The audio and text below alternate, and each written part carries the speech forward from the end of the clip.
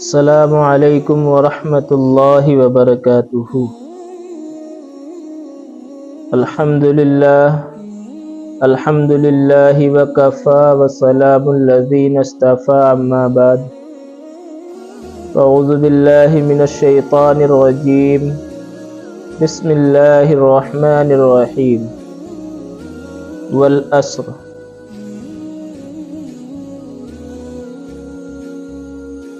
اللہم صلی علی سیدنا محمد وعلی آل سیدنا محمد وبارک وسلم۔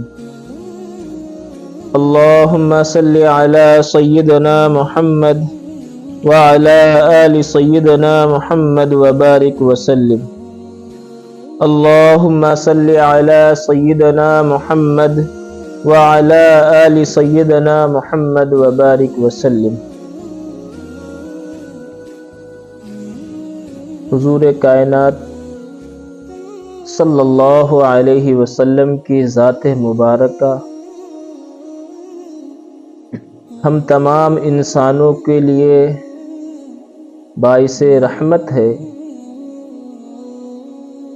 اللہ کے نبی علیہ الصلاۃ والسلام کا وجود جب تک اس دنیا کے اوپر باقی رہا، اللہ رب العزت نے اپنے محبوب علیہ الصلاۃ والسلام سے فرمایا، اے میرے محبوب، جب تک آپ اس کائنات کے اوپر ان لوگوں کے بیچ میں موجود رہیں گے، تب تک یہ تمام انسان، یہ تمام مخلوق میرے غضب سے محفوظ رہے گی،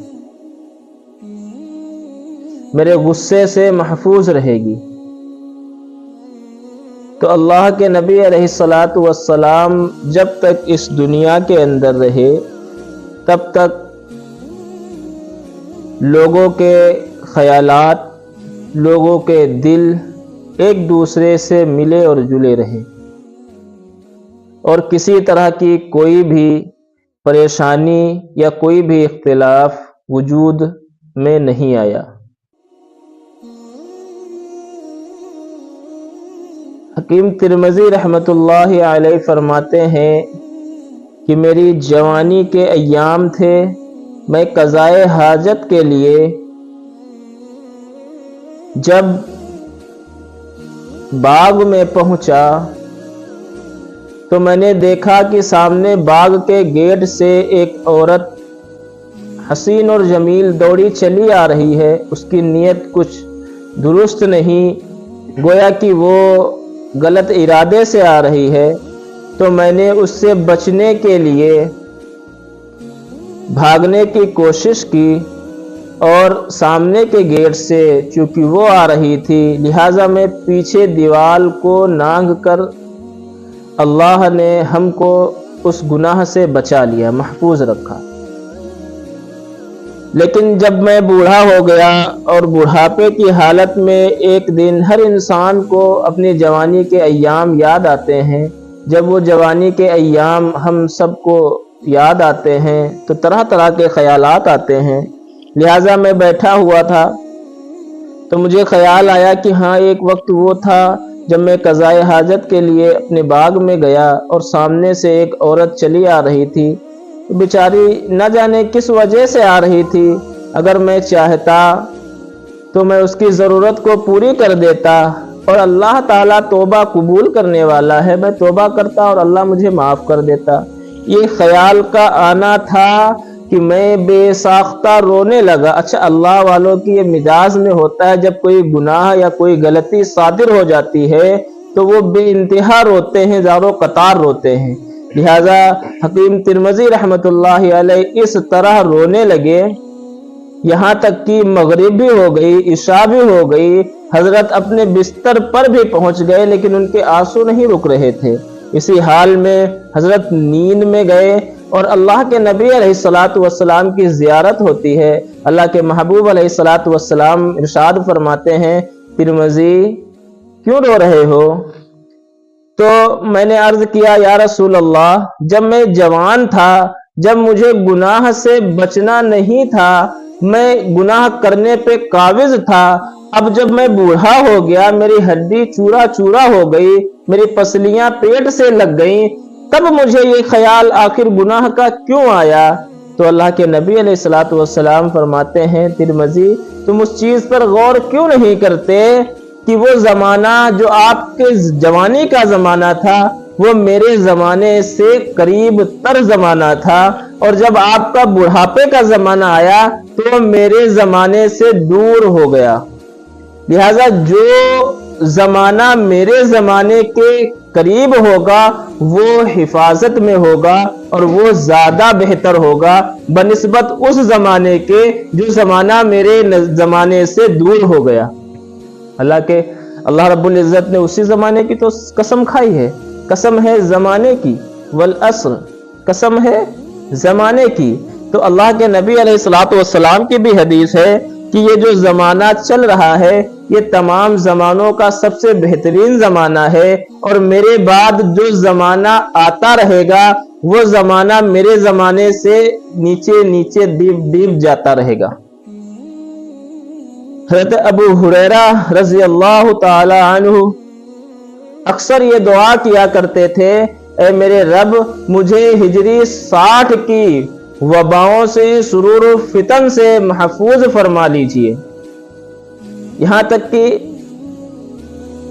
انس بن مالک رضی اللہ تعالیٰ عنہ فرماتے ہیں کہ میں نے محمد رسول اللہ صلی اللہ علیہ وسلم کو قبر مبارک میں اتارا، لٹایا، اور اس کے بعد ابھی میں نے ان کی قبر پر مٹی ڈالی تھی اور اپنے ہاتھوں کو اس مٹی سے جھاڑا بھی نہیں تھا، اتنے میں محسوس کرتا ہوں کہ میرے دل کی نوعیت بدل گئی تھی،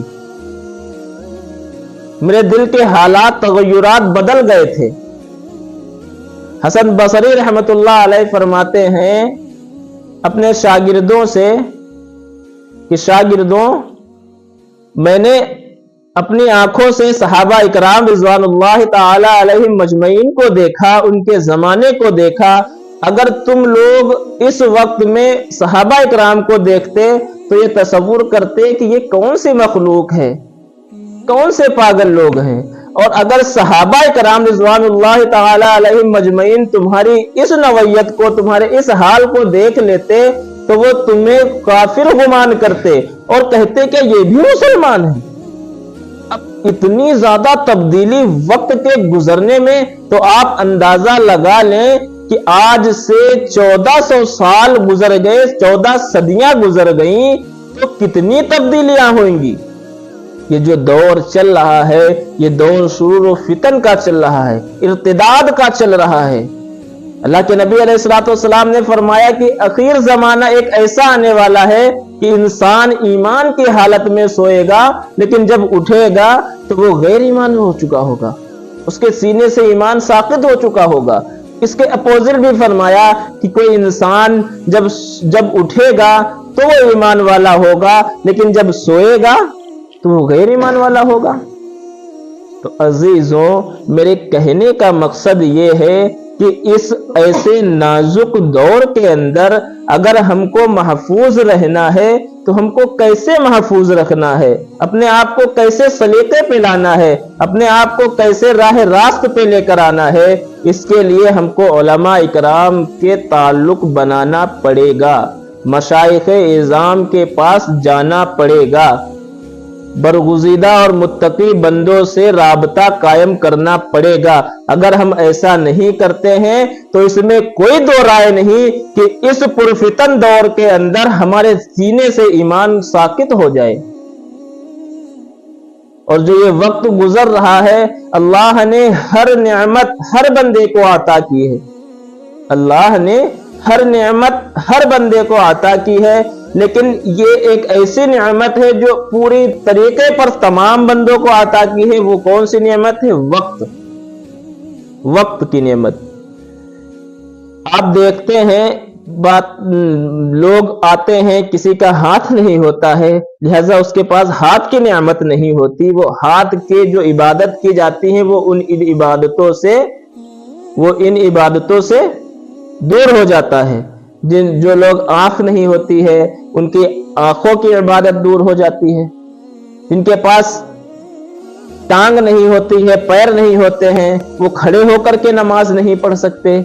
इसी तरीके से अल्लाह रब्बुल इज़्ज़त ने एक ऐसी नेमत अता की है जो नेमत तमाम इंसानों के पास है। वो नेमत क्या है? वक्त। अल्लाह रब्बुल इज़्ज़त ने अपने कलाम में पहले जमाने की कसम खाई, उसके बाद क्या फरमाया?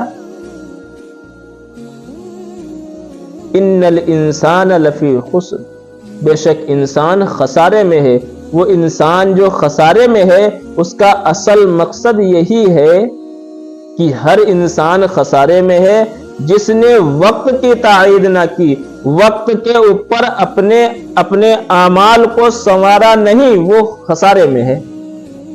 अल्लाह रब्बुल इज़्ज़त ने हम सबको तमाम नेमतों से नवाजा है, लेकिन एक वक्त ऐसी दौलत है, अगर वक्त पे वो चीज़ हमारे हाथ लग जाए तो हमारा बेड़ा पार हो जाएगा। हो जाएगा? नहीं हो जाएगा। लिहाजा हमको चाहिए कि हम इस वक्त की इस कदर करें, इस कदर करें कि जो वक्त हमारा गुजर जाएगा वो वक्त कभी हमारी जिंदगी में पलट कर वापस नहीं आएगा। आज हम देखते हैं कि 25 रमजानुल मुबारक की रात है आज, और मस्जिद पूरी खाली की खाली है। क्या इन लोगों को बशारत दी गई है कि सबकी मग़फ़िरतें हो गई? कि अल्लाह रब्बुल इज़्ज़त हमसे सवाल नहीं करेगा आखिरत के अंदर कि मैंने तुम्हारे ऊपर अपना रमजान मुबारक तुम्हारी जिंदगी में इतनी मर्तबा भेजा था, क्या तुमने उसकी कदर की? क्या रमजानुल मुबारक तुमसे मुतालबा नहीं करेगा कि तुमको जब मैं मिला था तुमने अल्लाह को उन हालात में, उन अय्याम में क्यों राजी नहीं किया? आज रोने से क्या होता है? तो मेरे अजीजों, मेरे दोस्तों, जो काम वक्त पर कर लिया जाए वो काम बेहतर होता है। जो काम वक्त पर कर लिया जाए वो काम बेहतर होता है। और वक्त का कोई बदल नहीं, आप हर नेमत का बदल दे सकते हैं, लेकिन एक वक्त एक ऐसी नेमत है जिसको कोई वापस दोबारा ला नहीं सकता। मेरे भाइयों, इस चीज के ऊपर हमको गौर करना पड़ेगा और हमको सोचना पड़ेगा कि आखिर हम किस जमाने में जी रहे हैं। इस इर्तिदाद के जमाने के अंदर अपने ईमान को बचाना बहुत ही ज्यादा मुश्किल है। हमको इसके ऊपर गौर व फिक्र करनी पड़ेगी और खास उलमा से ताल्लुक जोड़ना पड़ेगा। उलमा की खिलाफ वर्जी करना बंद करें, अपनी राय को पेश करना बंद करें, बल्कि जो अल्लाह रब्बुल इज़्ज़त उलमा की जुबान से अदा करवाएगा वो आप लोगों की जुबान से कभी नहीं अदा करवाएगा। लिहाजा उलमा की हर एक एक्टिविटी पर ध्यान दें। जो बंदा अल्लाह के नबी अलैहिस्सलातु वस्सलाम के तरीके कार पर चलता है, अल्लाह उसको दुनिया के अंदर भी कामयाब करता है और आखिरत के अंदर भी कामयाब करेगा। लेकिन आज हमारे हालात क्या हो गए हैं? बज़ाहिर हम तमाम नेमतों अल्लाह की इस्तेमाल करते हैं, लेकिन शुक्र किसका अदा करते हैं, गुण किसका गाते हैं? दुनिया का। ये वही दुनिया जलील और खार दुनिया है जो हमको जिल्लत में डाल करके बेइज्जत करके छोड़ेगी। अजीजों, अभी वक्त है, अभी मौका है। अभी अगर हमने अपने आप को ना संवारा, अपने औलादों की फिक्र ना की, तो इतनी देर हो जाएगी कि जब हम कब्रों के अंदर लेटे होंगे तो हमारे पीछे हमारे लिए इसाले सवाब करने वाला कोई बाकी ना रहेगा। आज हम बारहा देखते हैं, इन्हीं हाथों से हम काम करते हैं, इन्हीं आंखों से हम देखते हैं, इसी जुबान से जायकों को चखते हैं, इन्हीं कानों से सुनते हैं। क्या हमको एक मर्तबा भी इन नेमतों को इस्तेमाल करते हुए अल्लाह रब्बुल इज़्ज़त की याद आती है? हमारी बेगैरती का आलम है। अल्लाह रब्बुल इज़्ज़त हदीस कुदसी के अंदर फरमाता है कि इंसान, ए आदम की औलाद, मैं तुझे नेमतें दे देकर तुम्हारी मोहब्बत का इजहार कर रहा हूं। तू कैसा इंसान है कि तुम मेरी नाफरमानी कर कर के मुझसे नफरत का इजहार करता है? इससे भी बेगैरती का आलम कोई हो सकता है? अजीजों, इसके ऊपर गौर करना पड़ेगा, इसके ऊपर फिक्र करनी पड़ेगी। ये दुनिया के काम चंद रोजा काम है। अगर हम एक दिन ना कमाए, एक दिन काम ना करें, तो क्या हमारे ऊपर फाके हो जाएंगे? अरे फाके भी अल्लाह के इख्तियार में हैं। तुम काम कर करके मर जाओगे, अल्लाह चाहेगा तो तुम्हें खिलाएगा, अल्लाह नहीं चाहेगा तो नहीं खिलाएगा। ये यकीन बनाना पड़ेगा।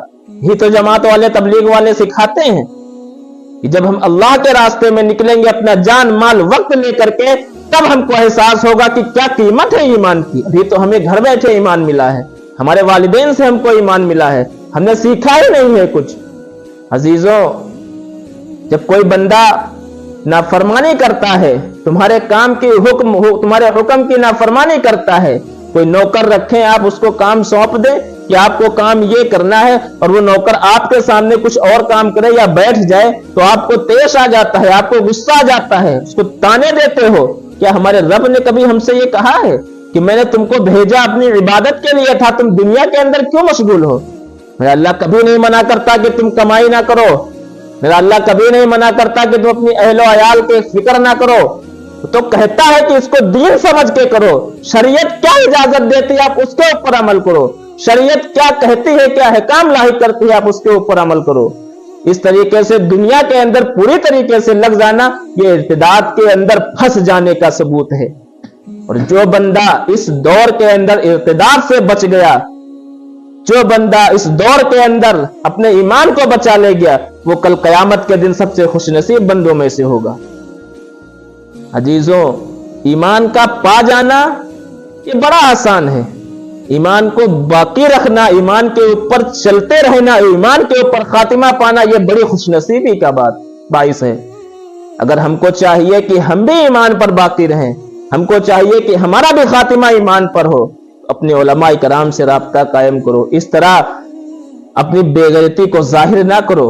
एक मिसाल, एक राय के ऊपर दूसरी राय, राय के ऊपर तीसरी राय, एक राय देता है, आप दूसरी नफी करने के लिए बैठे हैं, ये गलत बात है, कहां का तरीका है? कम से कम सामने वाले की बात भी तो सुने। लेकिन हमने आज यही बना रखा है कि उलमा तो बस ऐसे ही हैं, 4000 के ऊपर नौकरी करने वाले, चंदा करने वाले। मेरे दोस्तों, जिस दिन, अब एक बात मेरी गौर से सुन ले, आपको ये एहसास हुआ है कि 20 से 25 रमजान अब तक गुजर गए हैं, कितना वक्त लगा है गुजरने में? कुछ एहसास हुआ है इसका, कितनी जल्दी गुजर गए हैं? आपको जिस तरह इस चीज का एहसास नहीं हुआ, इसी तरीके से आपको यह भी एहसास नहीं होगा कि एक एक करके रफ्ता रफ्ता तमाम उलमा इकराम तुम्हारे दरमियान से रुखसत होकर के अल्लाह के हुदूद पेश हो जाएंगे, रह जाओगे ऐसे ही सब के सब। फिर ढूंढते फिरना कहां से लाओगे? फिर अपने ईमान के तकाजे और अपने मसाइल और अपनी शरीयत अपनी राय के हिसाब से तुम खुद पेश करोगे तो घुसोगे ही जहन्नम में, क्योंकि गड्ढा हमने ही खोदा है, हमने खुद अपनी हालत को नहीं संवारा है। मेरे अजीजों, आज वक्त है, आज हमको चाहिए कि हम अपने आप को संवारें और देखें कि शरीयत क्या तकाजा करती है हमारी जिंदगी से।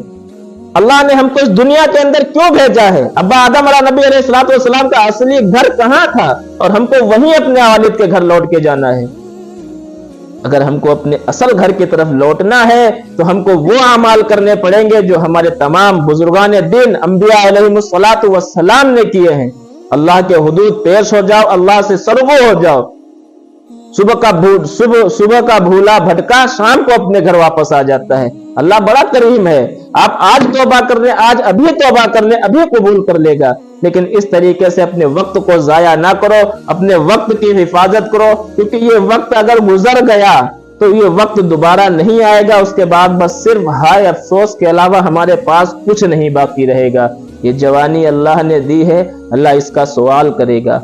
ये जो आपको नियामतों से नवाजा है, इसका भी सवाल करेगा। अल्लाह के नबी अलैहिस्सलातु वस्सलाम भूख के मारे बाहर निकले, चंद सहाबा भी खड़े थे। फरमाया आप लोग कैसे? कहा भूख ने मुझे बाहर निकाल दिया। अल्लाह के नबी ने फरमाया मुझे भी। एक अंसारी सहाबी के दरवाजे पर गए, दस्तक दी, उनकी अहलिया ने फरमाया कि वो पानी मीठा भरने के लिए गए हैं, तो आप वहीं रुके रहे। जब उनके खाविंद आए, वो सहाबी आए, तो आप गए, बाग से एक गोशा तोड़ा खजूर का, जिसमें कच्चे भी थे पक्के भी थे। अल्लाह के महबूब अलैहिस्सलातु वस्सलाम वो 3 दिन फाके के बाद वो जो खजूर खाते हैं, तो उसके बाद कहते हैं लोगों, कल कयामत के दिन हमसे इस नियामत का भी सवाल किया जाएगा। जरा गौर करो, हम कितनी नियामतों में डूबे पड़े हैं। सुबह उठते हैं तो अलग नाश्ता, दोपहर उठते हैं तो अलग नाश्ता, दोपहर में फिर खाना खाते हैं, फिर शाम को खाते हैं। क्या अल्लाह ने कभी हमसे सवाल किया यही के दौर हैं, यही खा लो उड़ा लो, आखिरत में क्या लेकर जाओगे? आखिरत में अगर हिस्सा चाहते हो तो हमारा तरीका, हमारा तर्ज अमल हमारे उलमा इकराम के तर्ज पर होना चाहिए। हमारा एक एक काम सुन्नत के मुआफिक होना चाहिए। हमारी शरीयत को आगे रखना चाहिए, ना कि दुनिया को आगे रखना चाहिए। आज अगर उलमा इकराम तुमसे कुछ कह देते हैं कि भाई ऐसा नहीं ऐसा कर लो, तो उसमें फवायद ढूंढते हो کہ نہیں مولوی صاحب ایسا نہیں کرو کہ اس میں کیا فائدہ ملتا ہے، تو فالتو کے خرچے ہیں۔ تم نے اس وقت نہیں غور کیا جب تم اپنے بچوں کی شادیاں کر رہے تھے، کروڑوں روپے خرچ کر رہے تھے، اس وقت تم نے فائدہ نہیں سوچا تھا کہ اگر ہم اس میں 1 لاکھ میں کر لیں گے تو اس میں 100 شادیاں اور ہو جائیں گی غریب بچیوں کی؟ اس وقت خیال کرتے؟ تو یہ شیطان کی بھولی بھد ہے تم لوگوں کے اوپر کہ شیطان تم لوگوں کا عاشق ہو گیا، تم شیطان کے عاشق ہو گئے ہو۔ لہذا اس رشتے کو منقطع کرو اور اللہ کے نبی علیہ الصلوۃ والسلام کے راستے پر آ جاؤ۔ جو اس دور کے اندر چاہتا ہے کہ وہ جنت کے اندر جائے تو وہ محبوب والا نبی علیہ الصلوۃ والسلام کے طریقے پر عمل کرے، صحابہ اکرام کے طرز عمل پر عمل کرے، علماء اکرام سے رابطہ قائم کرے اگر ارتداد سے بچنا چاہتا ہے۔ ورنہ ایک دن رفتہ رفتہ ایک ایک کر کے تمام علماء کرام اور علم آپ کے سامنے سے رخصت ہو جائے گا، آپ ہاتھ ملتے رہ جاؤ گے، لوگوں کو انگلیاں اٹھاتے رہ جاؤ گے، علماء کرام کی رائے اور مشوروں کے اوپر اپنی نکیر کھینچتے ہوئے رہ جاؤ گے، بعد میں کچھ نہیں ہاتھ لگے گا، آپ بھی جاؤ گے ساتھ میں اپنے بچوں کو بھی لے کر کے جاؤ گے۔ عزیزو، آج 25ویں رمضان کی رات ہے، اللہ رب العزت سے مانگ لو جتنا مانگنا ہے، وقفہ بہت کم ہے، وقت بہت کم ہے اور کام بہت زیادہ ہے، اللہ کو راضی کر سکتے ہو۔